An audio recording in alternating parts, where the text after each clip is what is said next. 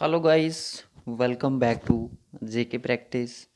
तो good morning to all of you friends. तो friends, कल हमारी कोई वीडियो नहीं आ पाई, उसके लिए रियली सॉरी। तो आज हम पढ़ेंगे डिटर्मिनेंट्स इन इंग्लिश। आपका ये जेके एसएसवी फोर्थ क्लास के जो सिलेबस है वहाँ पे आई थिंक ये लास्ट टॉपिक है, वहाँ पे डिटर्मिनेंट्स इन इंग्लिश। कितने क्वेश्चन एग्ज़ाम में इसके रिलेटेड पूछे जा सकते हैं, तो वो आपके 2 से 3 क्वेश्चन आपको एग्ज़ाम में इसके आ सकते हैं। अब क्वेश्चन किस तरह से आएंगे वो आपने ध्यान से सुनना है, ठीक है। क्या क्या चीज़ें, क्या क्या रूल हैं जो लगेंगे एग्ज़ाम में, इस क्वेश्चन जो डिटर्मिनेंट्स पूछे जाएंगे आपसे, तो वो जो रूल्स होंगे गाइस वो आपके होंगे। तो वीडियो स्टार्ट करने से पहले जो चैनल पे न्यू है चैनल को सब्सक्राइब करें, बेल आइकन को प्रेस करें, तो वीडियो को ज़्यादा से ज़्यादा शेयर करना गाइस। तो ध्यान से सुनना इस वीडियो को, मेरे से जितनी कोशिश होगी मैं आपको समझाऊंगा ये चीज़। तो फ्रेंड्स, फर्स्ट ऑफ ऑल हमने आपको पता आर्टिकल पढ़े थे, ठीक है। आर्टिकल पढ़े थे तो हम आर्टिकल नहीं पढ़ेंगे आज, से बात करेंगे डिटर्मिनेंट्स की, ठीक है। डिटर्मिनेंट्स के अंदर आपको, ठीक है, मैंने वर्ब की बात की थी, वर्ब, आर्टिकल, प्रीपोजिशन होगी आपकी, ठीक है। ये तीन और ये डिटर्मिनेंट आपको ये फिलअप्स में आने हैं, ठीक है। यानी कि 4 टॉपिक हो गए ना, मतलब कि 8 नंबर आप रख सकते हो, 8 से 10 नंबर आपके जो फिलर्स होंगे, ठीक है।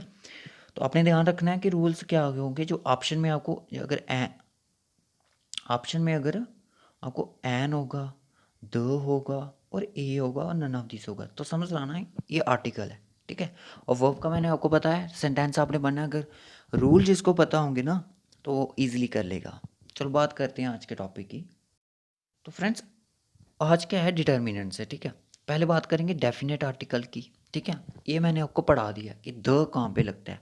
तो जिन्होंने हमारी आर्टिकल्स वाली वीडियो नहीं देखी है तो प्लीज़ उनको हमारी जेके प्रैक्टिस की प्लेलिस्ट में जाके वहाँ पे विजिट करके उनको वॉच कर सकता है। नेक्स्ट बात करते हैं इनडेफिनेट आर्टिकल की। तो ये आपने हम टॉपिक ऑलरेडी कंप्लीट कर लिया। अब आप बात आती है डेमोन्स्ट्रेटिव्स की, ठीक है।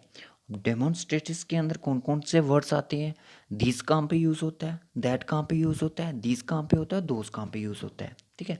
इसके बारे में हम बात करेंगे। पहले हम बात करेंगे दिस की। किसकी बात करेंगे, दिस की बात करेंगे। तो फ्रेंड, जो दिस होता है ना, दिस का मतलब होता है कि जो चीज़, कोई भी ऑब्जेक्ट जो आपके नियर है, ठीक है। मतलब कि जो चीज़ आपके पास है, जैसे आप बोलोगे आपके पास एक पड़ी है, एग्जांपल ले लो, आपके पास पेन पड़ा है। मैंने आपको पूछा व्हाट इज़ दिस, आपने बोला दिस इज़ ए पेन, ये एक पेन है, ठीक है। बात क्लियर। और ये दिस हमेशा सिंगुलर के लिए यूज़ होगा, ठीक है, सिंगुलर के लिए यूज़ होता है। ध्यान रखना दीज कहाँ पे यूज़ होता है, तो ये आपको जब आप क्वेश्चन करोगे इसके, तो ये इसके रूल्स आपको पता चल जाएंगे। दीज आपने यहाँ पे दिमाग में रखना है कि दिस होता है एक सिंगुलर के लिए होता है, और जो चीज़ हमारे पास होती है, ठीक है। जैसे मैंने पूछा व्हाट इज़ दिस, आपने बोला दिस इज़ ए पेन, आपके पास पेन पड़ा था, मैंने पूछा क्या है, तो आपने बोला this is a pen, clear. तो ये सिंगुलर के लिए यूज़ होता है। अब मैं बात करूँगा दैट की, ठीक है। अब दैट भी सिंगुलर के लिए यूज़ होता है, पर ये यूज़ होता है किस चीज़ के लिए, जो आपसे फार होगी, ठीक है। क्लियर है। दैट का मतलब जो चीज़ आपसे पास नहीं होगी, दूर खड़ी होगी। जैसे आपने पता क्या किया, आपने रोड साइड पे बाइक लगाई है, ठीक है।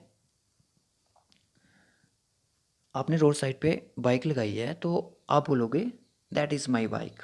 मतलब कि 100 मीटर या 200 मीटर की दूरी पे खड़ के बोलोगे, इशारा करोगे, गैसेज करोगे कि दैट इज़ माई बाइक, ठीक है, वो मेरी बाइक है, ठीक है।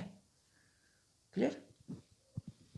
अगर आप उसके पास पहुंच जाओगे ना, उस पर बैठ जाओगे, अब फिर आप दैट नहीं बोलोगे, फिर आप बोलोगे this is my bike, this is my bike, ये मेरी बाइक है। क्लियर। तो सेंटेंस भी आपको इसी बेस पे आने हैं। क्लियर। तो आई होप फ्रेंड्स कि दिस और दैट का जो रूल्स है आपको क्लियर हो गया होगा। अब बात करेंगे दिस की। दिस कहाँ पे यूज़ होता है, दिस आपका यूज़ होता है, ये भी मैं आपको बता देता हूँ। आपके पास क्या था कि आपके पास बहुत सारी बुक्स पड़ी हैं, ठीक है, बहुत सारी बुक्स पड़ी हैं, यानी कि मैं नहीं, एक दो, मतलब 10-15 बुक्स पड़ी हैं आपके पास। तो आपने बोला this this all are my books, this are all of me books, ये सारी की सारी मेरी बुक्स हैं। क्लियर? ये आपका प्लूरल के लिए यूज़ होता है, ठीक है, जो आपकी चीज़ पास होगी। तो दोस्त भी आपका मैं बता दूं कि होता प्लूरल के लिए यूज़ है, बट ये आपका फॉर, जो चीज़ आपसे दूर होगी। ठीक है, क्लियर गाइस? आप कहीं पे गए हो, ठीक है, मैंने फ़ोन करके पूछा, ठीक है, ये सब तुम्हारा जो इधर बुक्स पढ़ी हैं ये क्या है? तो आपने बोला दोस्त आर माई बुक्स, वो सारी की सारी किताबें मेरी हैं। अगर पास होते तो बोलना था, आपने बोला दिस यूज़ होना था, तो दूर से आपने बोला दोस्त यूज़ किया। ठीक है, दोस्त आपका प्लूरल के लिए यूज़ होता है और आपका दूर की चीज़ के लिए यूज़ किया जाता है। ठीक है, अब बात करते हैं प्रोनाउंस एंड पोसेसिव डिटर्मिनेंट्स की। प्रोनाउन के बारे में तो सबको पता है ना, माई, माई का आपको पता है, माई क्या होता है? मेरा, ठीक है ना, माई, ये मेरा, माई फादर, मेरे पापा, ठीक है, माई माई जॉब, मेरी जॉब, ठीक है, माई माई बाइक, ठीक है, ये यहाँ पे यूज़ होंगी माई। अब तुम्हारी योर, योर बाइक, तुम्हारी bike, your house. Clear? His, his आपका होता है थर्ड पर्सन के लिए यूज़, सीधी सी बात। ठीक है, तो उसका, तो हिज कहाँ पे यूज़ होता है? हिज, हिज यानी कि उसका, किसी दूसरे बंदे का, तीसरे बंदे का, हिज ये उसका है। ठीक है, ठीक है, his father is dead, his father is dead, his father is dead, उसके पापा मर गए, उसके। ठीक है, हिज कहाँ पे यूज़ हो रहा है? क्लियर? ये आपका उसके लिए, ही के लिए यूज़ होता है, यानी कि आपके एक मेल जेंडर के लिए हिज यूज़ होता है, और आपका वैसे ही हर आपका एक आपका फीमेल के लिए होता है। ठीक है, जेंडर के लिए। तो बात करते हैं इट्स की। इट्स आपका यूज़ हो गया जैसे कि आपकी कोई नॉन लिविंग थिंग समझ लो। ठीक है, अवर का मतलब हो गया हमारा, हमारा स्कूल, हम पढ़ते थे ना अवर स्कूल। ठीक है, अवर स्कूल। क्लियर? तो देयर हो गया उनके, देयर रूल्स, उनके rules is different from others. Their, their का मतलब हो गया उनके, ये भी एक आपका प्लूरल के लिए यूज़ होता है। यहाँ पे बहुत सारी चीज़ें होती हैं। अब बात आती है फ्यू की, लिटल की, मच की, मैनी की, अलॉट की, मोस्ट की, सम की, एनी की, इनफ की। मैं बता दूं कि जो फ्यू होता है ना, ये आपका एक काउंटेबल नाउन के लिए यूज़ किया जाता है, जैसे कि काउंटेबल नाउन हो गए जिनको हम काउंट कर सकते हैं। ठीक है ना, फ्यू हो गया थोड़ा सा। अब आप बोलोगे लिटल भी वही होता है, ठीक है ना, लिटल मिस्टेक बोलते हो ना, इसका मतलब यही होता है। लिटिल का क्या मतलब होता है? इसका भी थोड़ा सा, यानी कि थोड़ा सा भाग। मच, थोड़ा सा। मैनी, बहुत सारा। कितना? बहुत सारा।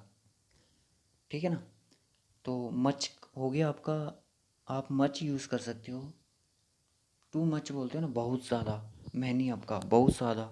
अलॉट हो गया, ये भी बहुत सारा।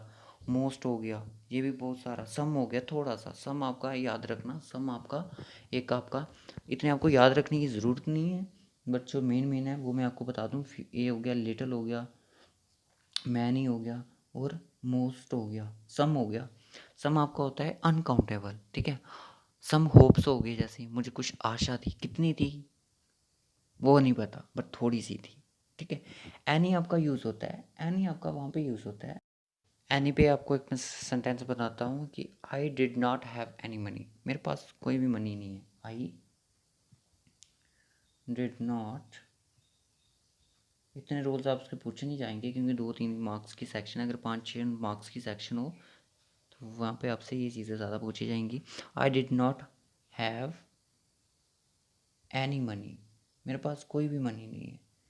तो लिटिल आपका मनी के लिए भी यूज़ कर सकते हो। ठीक है, ए लिटिल मनी, थोड़ी सी पैसे। ठीक है, ऊपर से दूसरा आता है आपका नंबर। नंबर में आपको 1 10 30, ये तो आपको पता ही है। हम डिस्ट्रीब्यूट्स की बात करते हैं। डिस्ट्रीब्यूट का आपको होता है ऑल। ऑल यानी कि सब, बोथ दो, ठीक है। हाफ हो गया आधा, आइदर हो गया या तो ये या तो ये, पॉसिबिलिटी 50-50, ठीक है। या तो ये हो सकता है या तो ये हो सकता है। नाइदर का ऑपोजिट हो जाता है आइदर का, ठीक है। आइदर और नाइदर नॉर, ये तो आपने पढ़ा ही है। तो आइदर का मतलब होता है कि आइदर हो गया कि 50-50% ये हो सकता है या तो ये हो सकता है। नाइदर, नाइदर का मतलब होता है कि ना तो ये ना तो ये, कोई भी नहीं, इनमें से कोई भी नहीं, ठीक है। अगर आपको सेंटेंस में अगर लिखा होगा कि इधर डैश आ गई और यहाँ पे आ गया, ठीक है, और, तो आइदर के साथ हमेशा और आता है, ये आपने पढ़ा होगा। आइदर के साथ हमेशा और आता है। और नाइदर के साथ आपका क्या लगता है? नाइदर के साथ आपका नॉर लगता है। नाइदर नॉर, ना तो ये ना तो ये, इनमें से कोई भी नहीं, ठीक है। ईच हो गया हर एक। ईच हो गया, जैसे मैं क्या बोलूँ कि जो होगी ना कोई पर्टिकुलर सिलेक्शन होगी, जैसे कि दो की बात करूँ मैं, ठीक है। ईच, ईच की बात करूँ हर एक, इनमें से हर एक। चार की बात करूँ, इनमें से हर एक। ईच वन इज गुड, ठीक है, हर एक इसमें से गुड। एवरी की बात करूँ तो इसमें सब आ जाते हैं। ईच की बात करूँगा ना तो ईच मतलब कि हैं तो सारे हैं, ये तो एवरी है। बट मैं ईच की बात करूँगा तो मेरा एक आएगा, यहाँ तो ये भी हो सकता है, कोई भी हो सकता है, हर एक, ठीक है। नेक्स्ट आती है आपकी डिफरेंस की बात करते हैं कि अदर, अनदर। अदर हो गया दूसरा, अनदर हो गया वो दूसरा, ठीक है। तो प्री डिटरमिनेंट्स होते हैं, सच हो गया, वट हो गया, रैदर हो गया, क्योंकि इतने आपसे पूछे नहीं जाएंगे, बट मैंने कुछ ज़्यादा ही डिटेल में आपको बता दिए हैं। तो बस आपको इनके रूल्स याद रखने हैं, जो मेन मेन है मैंने बता दिए कौन कौन से मेन है। सम कहाँ पे यूज़ होता है, एनी कहाँ पे यूज़ होता है, ठीक है ना। काउंटेबल नोन, अनकाउंटेबल नोन के साथ क्या क्या लगता है, ये चीज़ें आपको याद रखने वाली हैं। बस आपको इससे ज़्यादा नहीं पूछा जाएगा एग्ज़ाम में। डिटर्मिनेंट्स के आपको यही आपको सेंटेंस दे दिए जाएंगे ना, ठीक है। तो आई होप यहाँ तक सबको क्लियर है। तो ओके गाइस, वीडियो को लाइक करें, शेयर करें, कमेंट करके ज़रूर बताएं वीडियो कैसी लगी। देखिए, अपने जितने रूल्स आपके दिमाग में रहते हैं ना तो अच्छा है, ठीक है। गूगल करें, क्वेश्चन को सर्च करने के करें, उनको सर्च करें, उनको प्रैक्टिस करें। तो मैं भी एक वीडियोस पे लाऊंगा थोड़ी प्रैक्टिस के लिए। तो तब तक के लिए good bye, take care, okay, मिलेंगे नेक्स्ट लेक्चर में।